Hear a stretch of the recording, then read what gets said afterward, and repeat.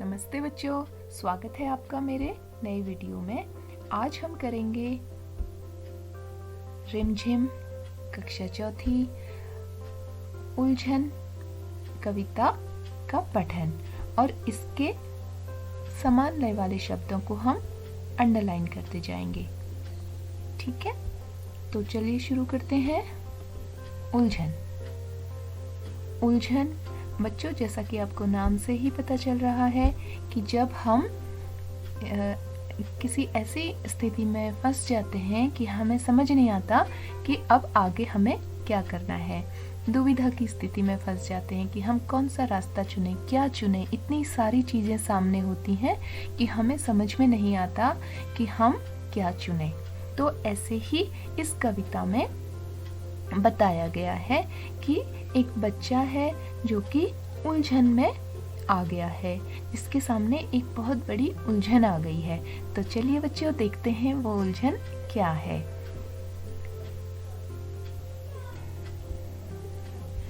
पापा कहते बनो डॉक्टर, माँ कहती इंजीनियर, भैया कहते इससे अच्छा सीखो तुम कंप्यूटर, चाचा कहते बनो प्रोफेसर, चाची कहती अफसर, दीदी कहती आगे चलकर बनना तुम कलेक्टर।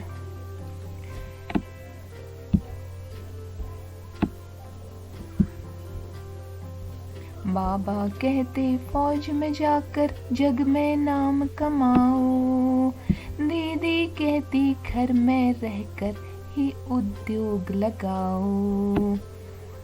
तो बच्चों, हमने यहाँ पर देखा कि एक बच्चा है जिससे उसके परिवार के अलग अलग सदस्य, उसके अलग अलग रिश्तेदार उससे अलग अलग बातें बोल रहे हैं कि तुम ये बन जाओ अपने भविष्य में, ये बन जाओ।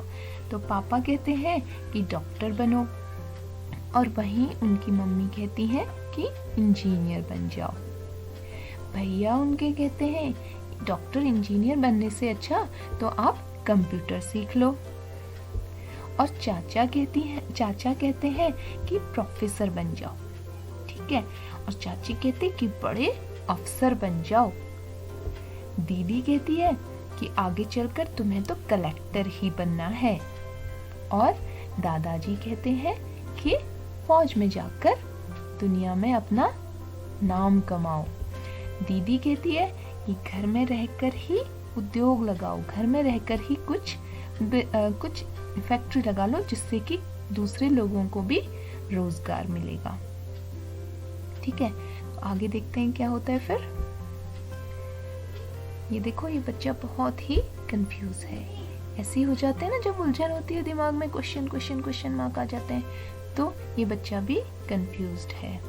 तो ये क्या कह रहा है फिर, सबकी अलग अलग अभिलाषा, सबका अपना नाता, सबकी अपनी अपनी इच्छाएं हैं, है ना। और क्योंकि वो सब अलग अलग रिश्तेदार हैं तो मेरे सब अलग अलग रिश्तेदारों की अलग अलग इच्छाएं भी हैं मुझे लेकर, लेकिन मेरे मन की उलझन कोई समझ ना पाता।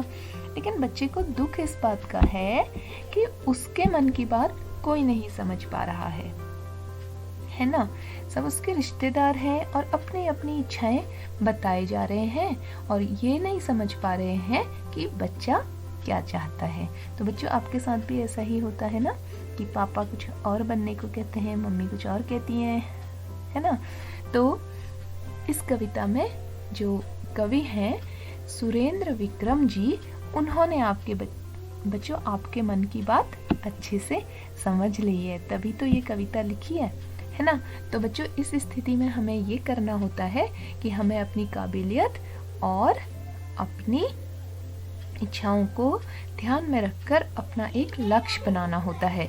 हम क्या चाहते हैं, हमें अपने मन से पूछना होता है कि हम क्या बनना चाहते हैं। ठीक है, और उसको अपना लक्ष्य बनाकर अपने काम करने होते हैं। तो बच्चों, आप भी अब जल्दी से अपना लक्ष्य बना लीजिए कि आपको जिंदगी में क्या करना है, क्या बनना है, और उसके लिए काम करना शुरू कर दीजिए। और मेरी शुभकामनाएं हमेशा आपके साथ हैं।